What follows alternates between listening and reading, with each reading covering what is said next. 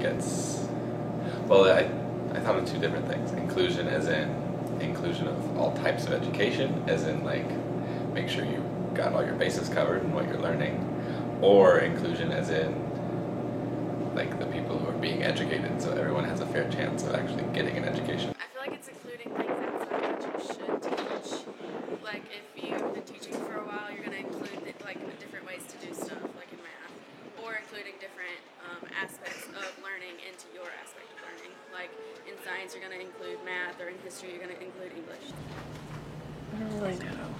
Kind of offering an opportunity for everyone to feel involved and feel like they're a part of something, feel like they're a part of society or part of the community, no matter what, disability, religion, gender, age, whatever.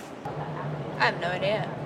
Various things. One, making sure that everybody has access to a decent education, that the quality of the education they are offered is not dependent upon who they are or where they live, that public funds are available in appropriate quantities, unlike how it's actually practiced in the state. Inclusion is making sure like everybody is like together and everybody's involved and everyone receives equal chances. I don't have any idea.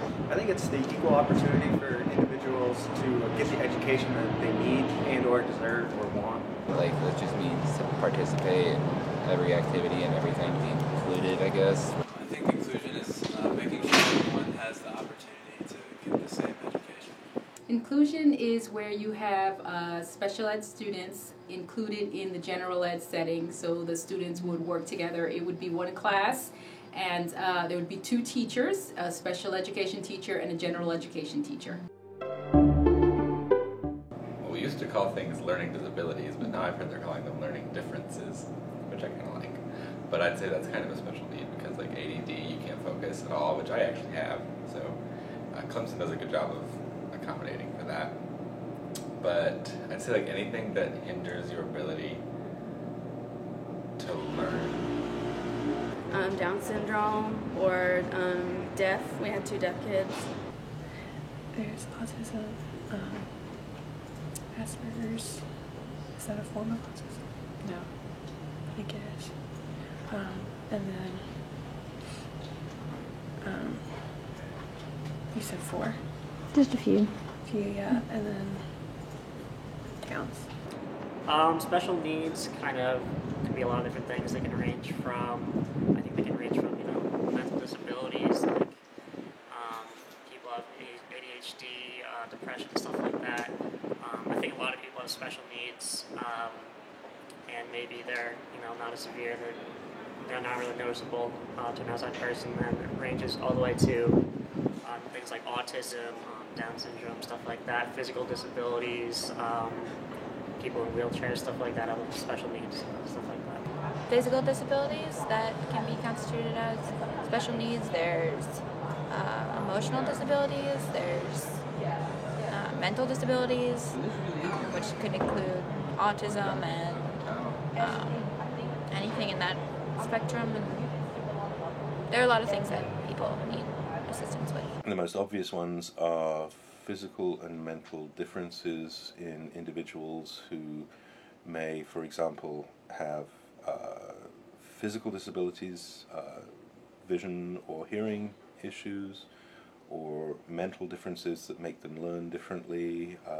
particularly Down syndrome or people on the autism spectrum may respond better to different types of education than the mass populace.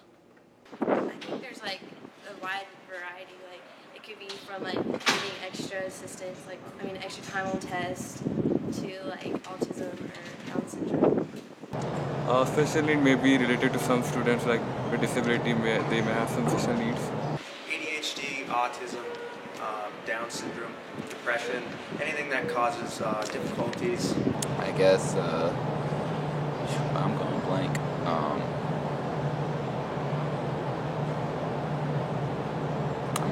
It could be like dyslexia, ADD, depression or like physical special needs, like being in a wheelchair? There's autism, there is ADHD or any of the hyperactivity disorders, there is learning disabled, there is emotionally disabled, there is trainable with mental disabilities, there is Down syndrome.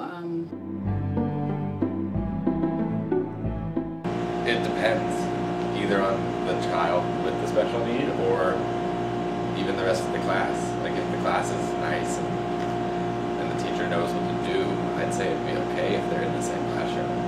But you'd have to have a teacher who knows what they're doing to handle, I think, both sides of that learning spectrum. I think that it benefits the students to be in certain classes where they feel like they're a part of something, but they wouldn't be in an honors course because they would feel like they're getting left behind, I feel like. But in like a regular English class or like home economics or stuff like that, they would feel like they're a part of something and it would make them feel better, and it would make me feel better. So I think in some ways it could help them, but I don't know. I think it's better to get interaction with everyone. I don't think it should be separated in their own class. I think that's a hard question to answer, because I think that they should both feel both included in society, so feel like they're a part of a society and a normal person, but at the same time, some people with special needs need a lot more attention, a lot more curriculum or stuff focused around them to make them perform better. I think it depends on the disability. If it's very impairing of the person, then they might benefit from outside classrooms. But if it's not as intense, then maybe being in a mainstream classroom might be beneficial. I would not like to see them excluded.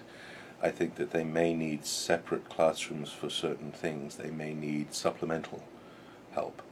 But if possible, where they can learn with the other kids, they should be included with the other kids. They are not different people. They are just people who have different ways of learning.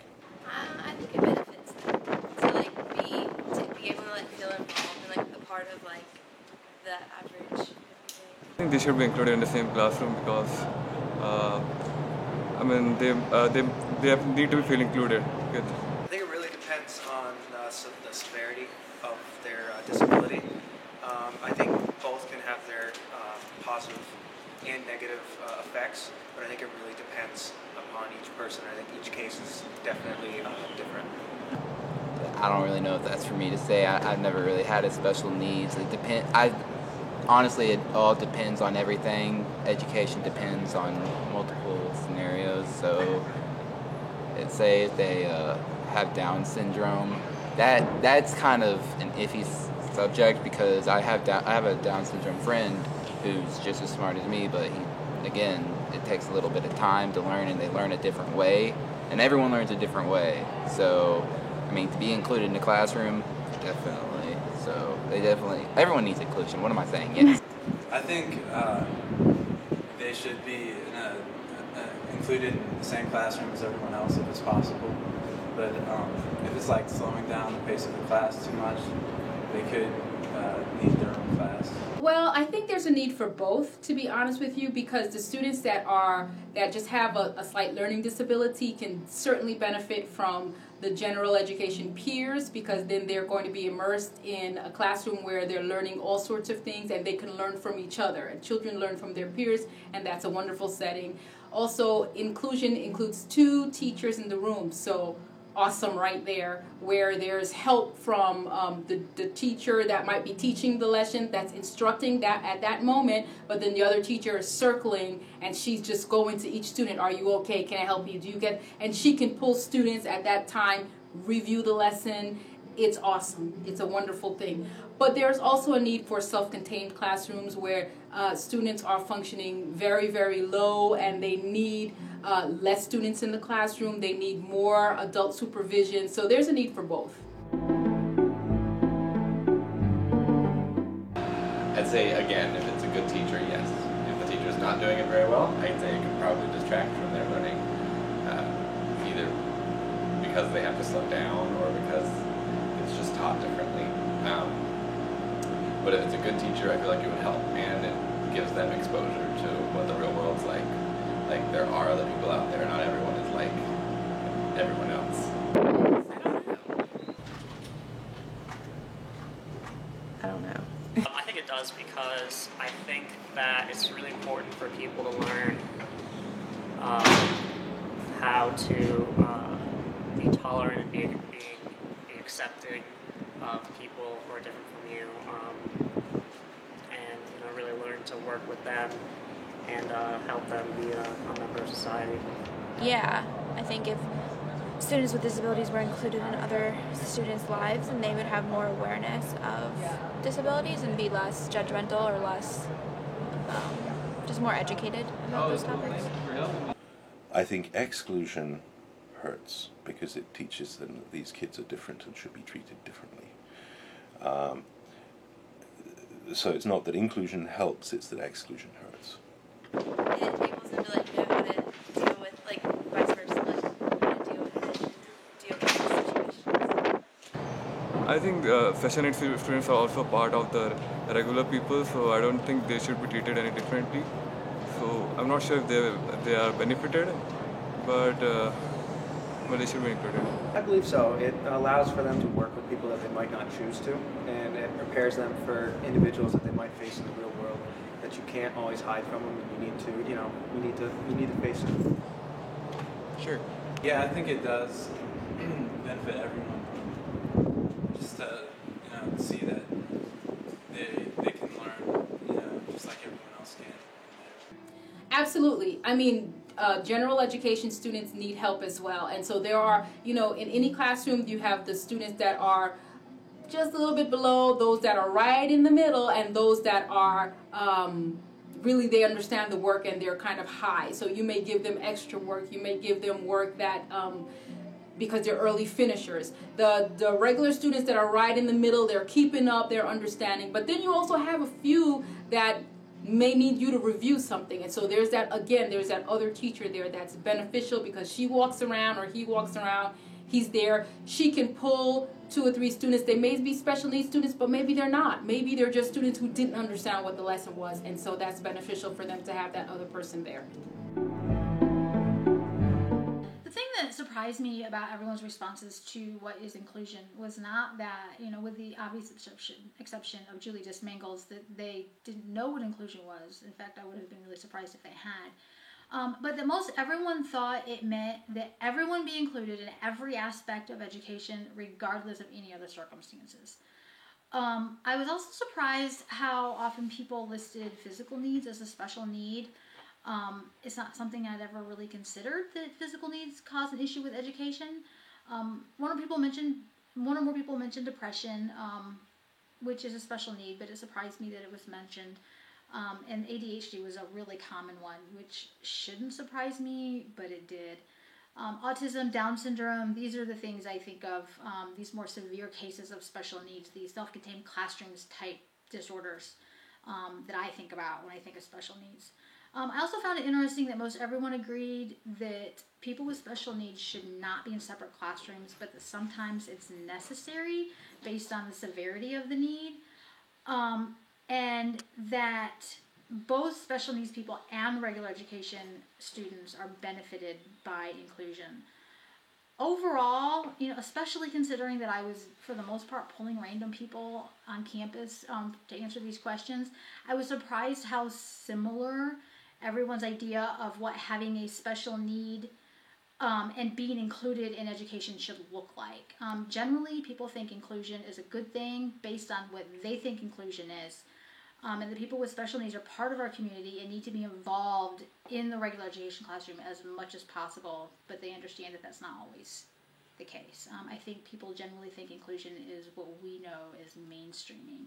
And it would have been interesting to have asked what is mainstreaming and seeing what their responses would have been to that.